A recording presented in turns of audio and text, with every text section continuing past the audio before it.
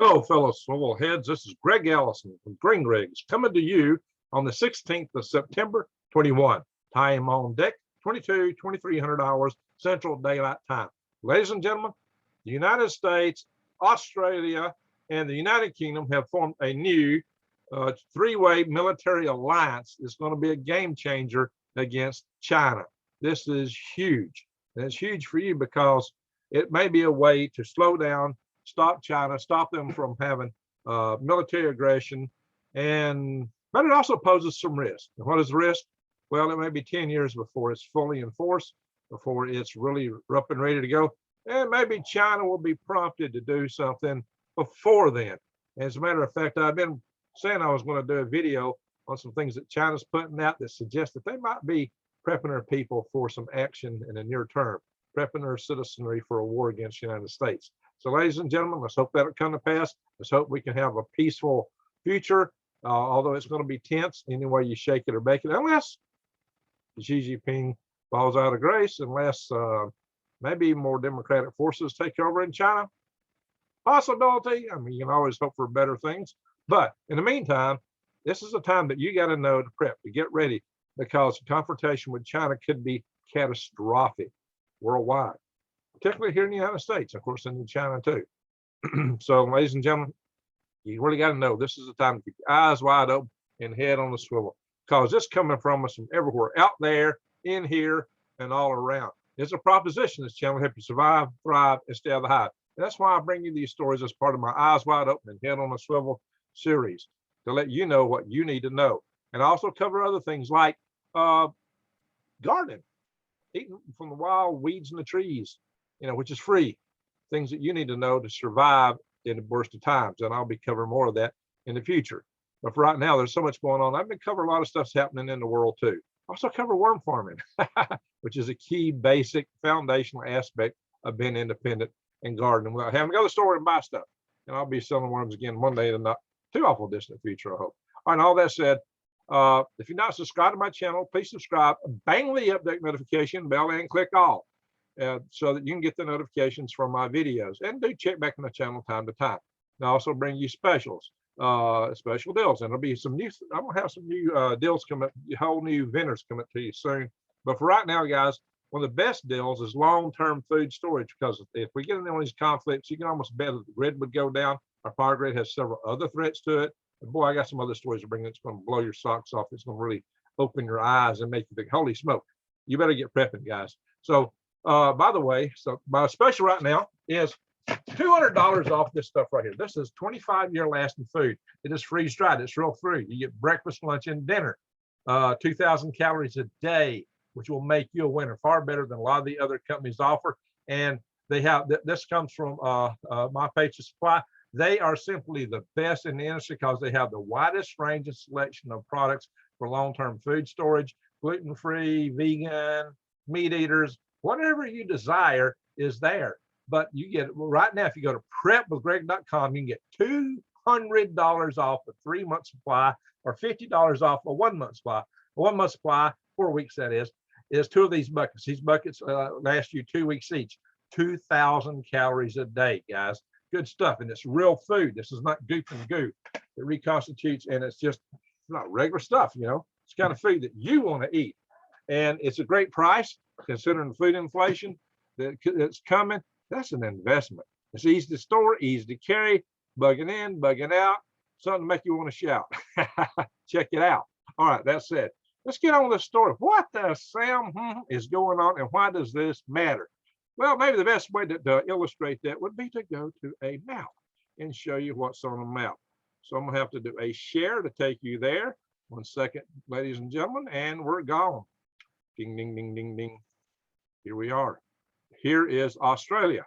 This is the central point of this. So why does Australia matter so much? And what is this deal? Well, Australia matters so much because it is in a pivotal location in this alliance, in this area between the Indian Ocean and the Pacific Ocean. It's and if they have a good submarine fleet, they can really control the seas from this point, or we can control the seas from this point right here. Now, Australia has had their first and foremost trading partner It's China.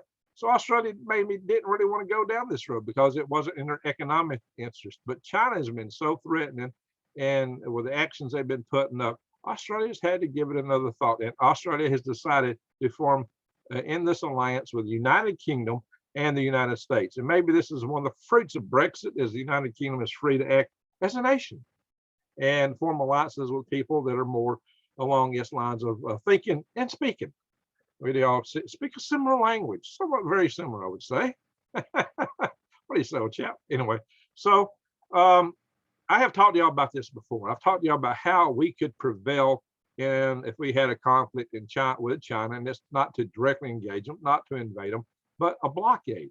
And I talked about a two-step, two-series blockade: the outer blockade, the inner blockade. The outer blockade would be, you know, the checks. The inner blockade would be if you ran the inner blockade and didn't do as you said and was intending to do something, then you might get sunk. So at least you had a warning, and that would take out a lot of the international tensions if we had ships otherwise.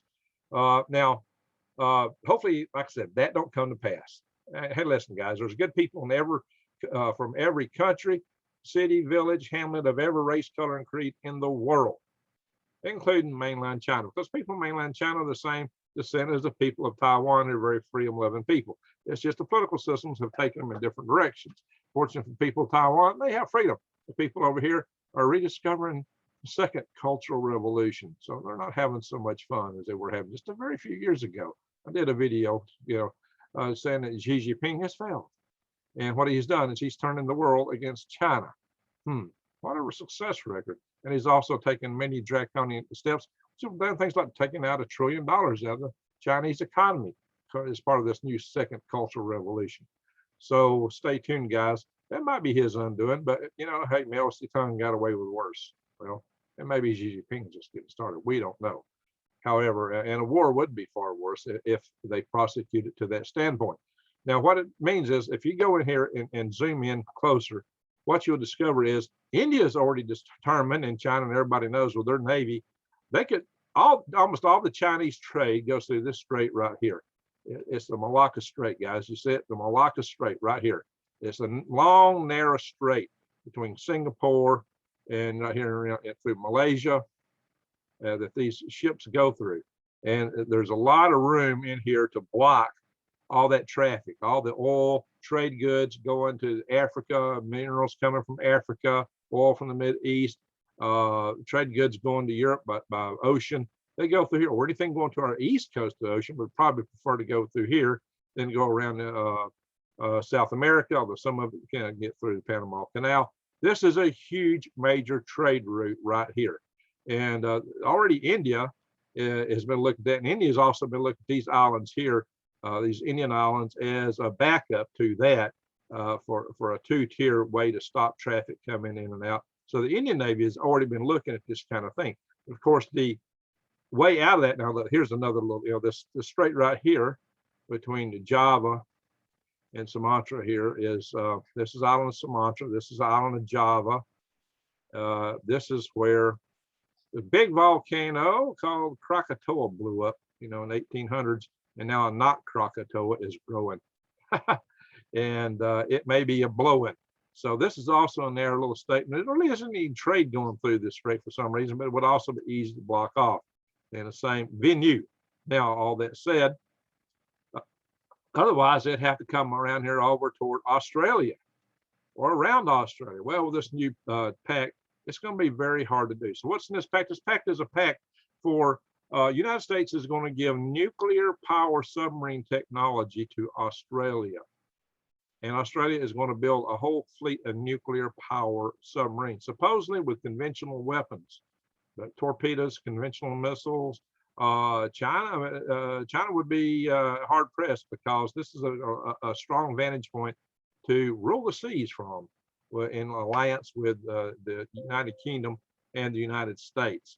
So this is a game changer. This is a major quantum leap in dealing with China, at least in this realm right here. Not only that, but they could also work their way up into the here in the South China Sea.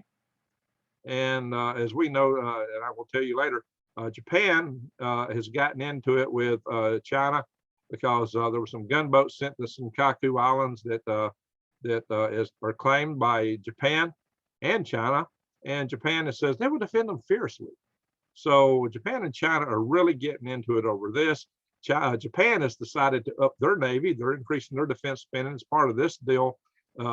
Australia is going to really increase their defense spending. So there's really two nations that are unhappy with. Now, this is a tri-nation bill. There is also something that wasn't talked about in the meeting that happened way in the wee hours of this morning between our president of the United States, Joe Biden, the Prime Minister of England, Boris Johnson, and the Prime Minister of Australia, Scott Morrison. Although Joe Biden couldn't remember Scott Morrison's name, it's typical of Joe Biden. He referred to him as that fellow from down under. Sleepy Joe. Well, oh well, what do you say, guys? So so China is the number one nation that's not happy with this. Number two nation that's not happy with it is actually France, because France had a $90 billion submarine deal with Australia, and Australia's decided to bail out of that and go into this deal with the United States and Great Britain. And it's going to be, and they're going to dramatically increase their defense spending. There's been also talk of the United States putting a military base, maybe Air Force base, maybe some Army troops in Australia. So that wasn't part of this deal, but that's been largely talked about, and I would highly expect to see that coming. See, Australia has feared. See, Australia's been saying, we got about the same number of people as Taiwan, and Australia is a big, lucrative-looking target to a ginormous population like you might find in China, with a lot of hungry people. This is a whole lot of land here, and it might look very tempting to the Chinese people. So suddenly Australia is looking at a chance for their own self-defense. This might help other nations like Vietnam and the Philippines. I expect other people to start jumping in this alliance. This is not part of the Quad. The Quad is a loose military alliance, and it's not as formal as this new alliance. Oh yeah, this new alliance is called AUKUS, AUKUS. That's AU for Australia, UK in the middle, the U is shared for the United Kingdom, and US for the USA. AUKUS, AUKUS. It's going to be a big deal, guys. And where it goes, we'll see in time. So it's good to see Australia has made the choice to align itself not with China, but with nations it shares more cultural heritage with, the United Kingdom and the United States. Australia got started basically as a penal colony from Great Britain, as did Georgia in the United States. So there's some cultural heritage there that's a very common tie. We do speak similar languages, I mentioned, so does New Zealand. New Zealand's not part of this deal. But the Quad nations are Japan, India, the United States, and who else is South Korea, I guess. So we have a Quad of Japan, United States, and India. Oh yeah, it's Australia, but Australia wasn't as deep into it. This makes the alliance tighter, and that I mentioned. I expect it to grow. I expect the Quad will join in this potentially. Maybe not. Maybe they want to keep this Anglo alliance tighter aspect of it. But I expect further cooperation, because to really make it effectively work, India's got to be part of it. India is definitely a piece of the puzzle, because India could much easier control this region right here, and help cut off the trade in this part of it. India is much better suited to that, and India also is better suited for one other purpose. And India has a lot more at stake here too, maybe even more than any of the others in the immediate terms, because from India, Indian missiles could block some of these overland roads that give China a way out somewhat. Maybe not as good as sea lanes, but as you know, China's building their belts and roads initiatives, so they're trying to have roadways, railways leading from China through Tibet up into the Europe. And as I mentioned before, there's this pass out of Afghanistan right through his valley that the Wakhan corridor, which is one that's preserved. I ventured earlier that might be that's one place where China and Afghanistan now come together, that India might decide, and China might decide to put roads through there. But there's one other thing you got to be concerned with. The Afghans have, the Taliban in Afghanistan has made some noise about capturing this northern portion of India, Jammu and Kashmir. As you know, the Indians and the Chinese have been fighting over this border up here between these areas, the line of control up here that is between them. So the idea is that the Afghanistan might, Taliban might, or some of the other insurgent groups within Afghanistan that may not even be able to control the Taliban, might try to prompt insurgencies in this region and split these guys off from India, which China would very much love that, because that would give them more passage and roadways possibilities to get through here over land. But these land-based roadways have got a lot of rivers to cross, which means bridges, mountain passes to go through. These are roadways which very easily lend themselves to attacks and could be blocked by military actions, if not jets, definitely by, I think there is some good jet bases up in there, definitely by missile base. Missile activity would probably be the most likely to target those bridges and things to try to block the overland Silk Road of China. So the idea is to contain China so that it cuts their trade, cuts their economy, cuts down on their military abilities. And so that would be a big, hard blow on China. Now, that said, because China has so many people, China could go deep cultural revolution and go into being a hermit kingdom like North Korea. And North Korea is actually building new missiles. They just come up with a cruise missile. Now they're talking mobile rail missiles. A nuclear capable cruise missile. North Korea is getting really dangerous, guys. I've not been reporting for all. There's too many stories in here. There's the story I could cover about North Korea. I need to do a story about Japan. I need to do a story about Chairman of the Joint Chiefs of Staff, Mark Milley Vanilli. There's a whole lot of stuff I need to be talking about. I've just been wrapped up and not had a chance to really get on here and talk. So forgive me for that. I'll try to get back to covering more stuff here, and I hope I get back to some of these stories. I got a volcano stories I want to talk about. And furthermore, guys, ladies and gentlemen, just in case you don't know, I should do a story on La Palma Island, or just on the threats of, the very threats of tsunami, because this island, ladies and gentlemen, has got volcanic activity kicking up on it. It's got a huge section of this mountain that's cracking that could open up. It's got a big fissure. The whole giant section of this island could slide into the sea with this volcanic activity.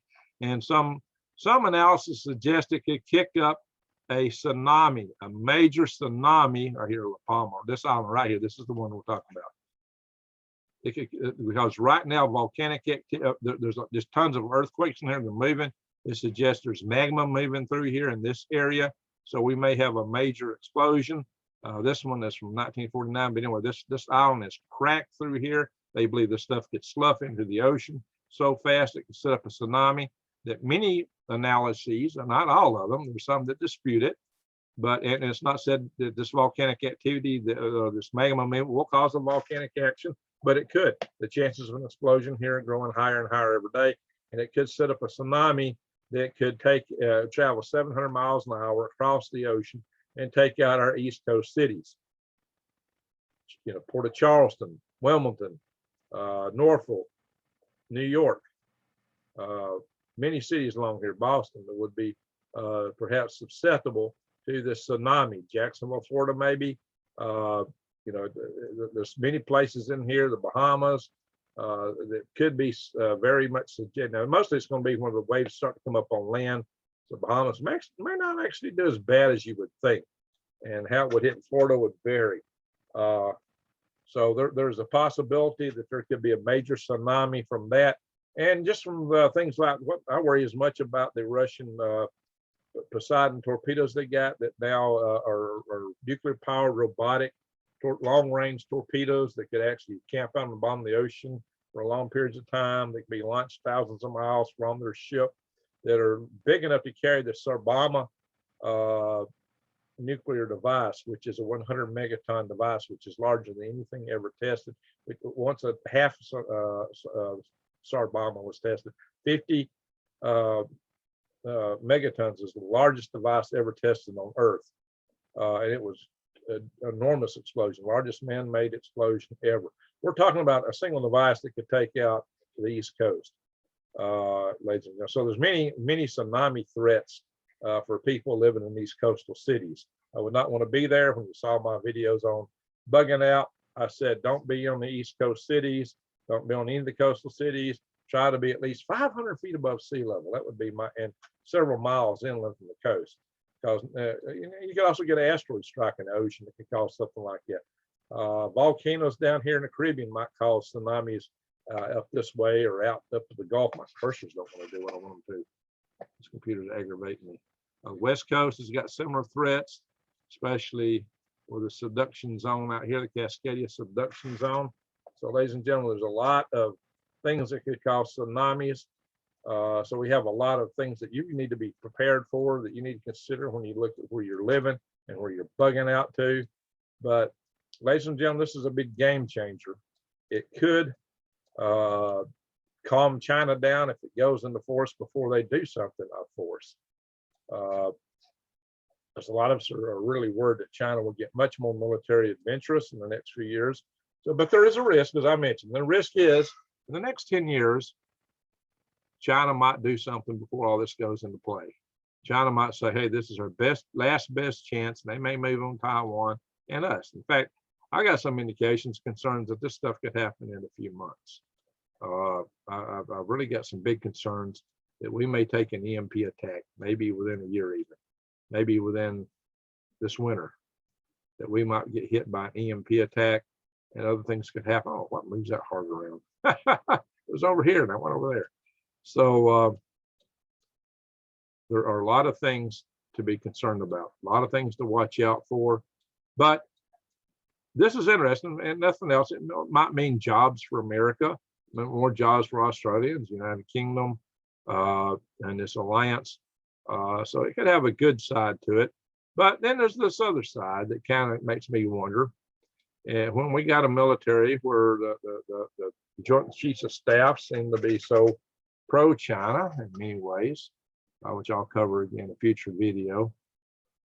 Maybe that's all on the surface. Maybe this is just on one point, the military-industrial complex is going to love this. They're going to lick their lips. Oh yeah, more contracts, more blah blah blah, and so this is great. And we like to have China as a boogeyman on the surface. Do they really look at China as a boogeyman?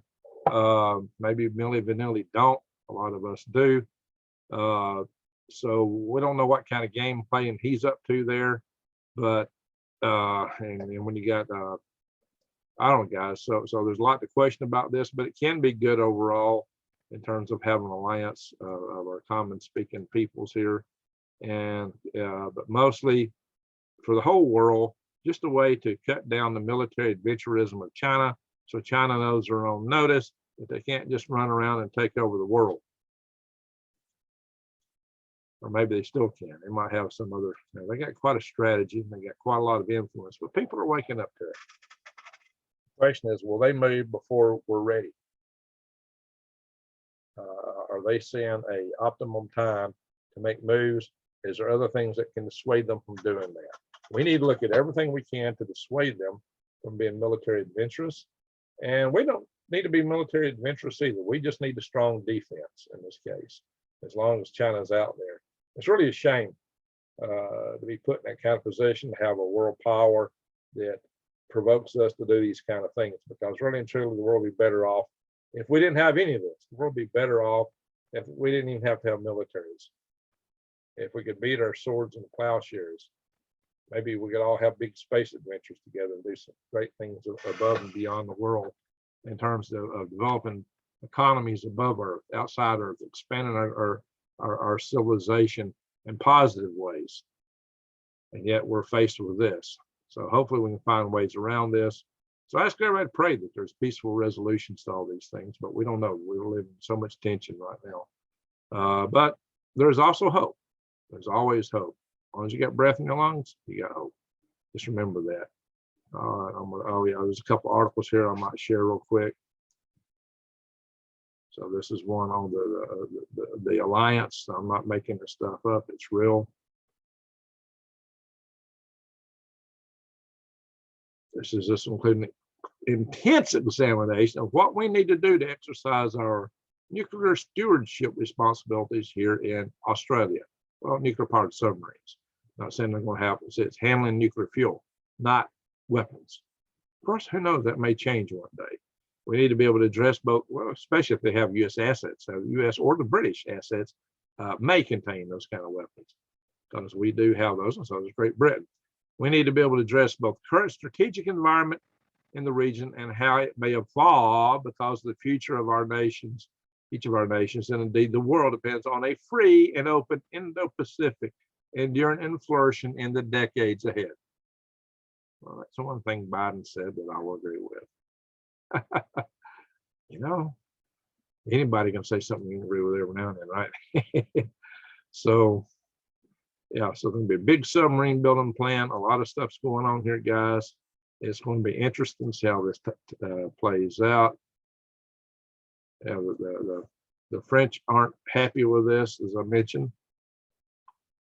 So, as well as cooperation on naval technology, the partnership will involve closer alignment of regional policies and actions and greater integration of the militaries and defense industries of the three allies. The three also intend to work together on cyber warfare and artificial intelligence capabilities. So this is the beginning of things. You know, like I said, I wouldn't be surprised if we don't see U.S. bases established in Australia. In fact, I'd be surprised if we don't. I'd be very surprised if we don't see U.S. bases established in Australia. Okay, I'm not going to read this article. Yeah, there's many articles out on this. Y'all can go find them yourselves. Look it up. It's all over the internet. I'm not going to read these articles to you. I'm just bringing you the top, the story. You've got it. You've heard it. You heard it right here on Green Rings.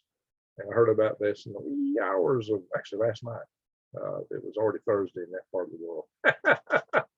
So, guys, there is hope. There's always hope. Don't lose the sight of that there's hope. This doesn't mean that we're going to have a war. It's a way maybe to contain things, to prevent a war. Peace through strength. It worked with the Soviet Union, and it could work with China. But there's a gap between now and then.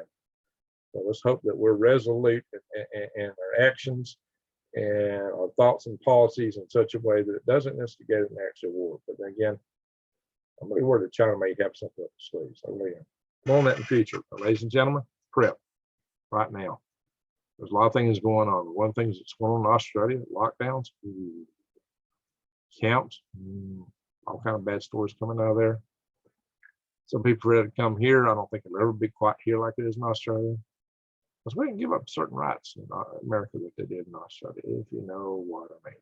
Oh, well. Yeah, and we have some very independent states here in this country, and we have a strong sense of freedom. But then again, you thought the free-loving Aussies would have too. I mean, after all, Crocodile Dundee came from Australia, right? And they do like it on the Barbie. Okay.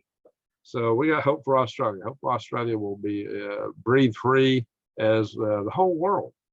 I hope every nation in the world breathes the fresh air of freedom, including mainland China. This may take some time. It just may take some time. Look, mainland China's a free nation.